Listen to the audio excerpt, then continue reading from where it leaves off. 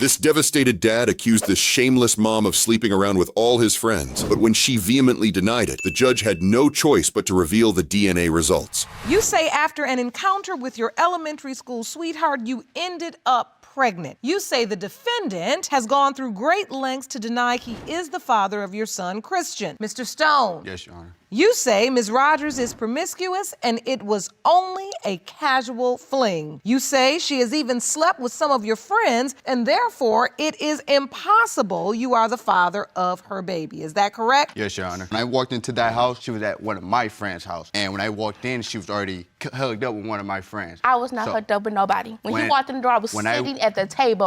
On his lap. I was not on nobody's lap. Your Honor, when I walked in, we caught eyes. She was on his lap. And I was not on his lap. We ended up talking. At the time you were sleeping with Mr. Stone, were you sleeping with anyone else? No. The whole time the man was out, I did not sleep with nobody else. All these boys in his little friend group that he has, I've known a lot of them a very long time. She told me she was in a relationship already. I was in a relationship. I had just got out of a relationship. I was not with nobody when I was with him. But were there any benefits with the other friends? No. There was no benefits with no other friends until after I stopped talking to him. He can hear whatever he wants to. All them boys was liars. You told me yourself that you was having an encounter before we even had the first encounter. How'd you find out you were pregnant? I went to the doctor to get my birth control shot because I know I'm having, so I'm like, I need to go because I don't want to have no more kids. Anymore? I have twins. 18 years old with 3 children? Why are you so convinced you aren't or can't be the father when that falls right within the window of conception identified by the doctors? Because of the fact of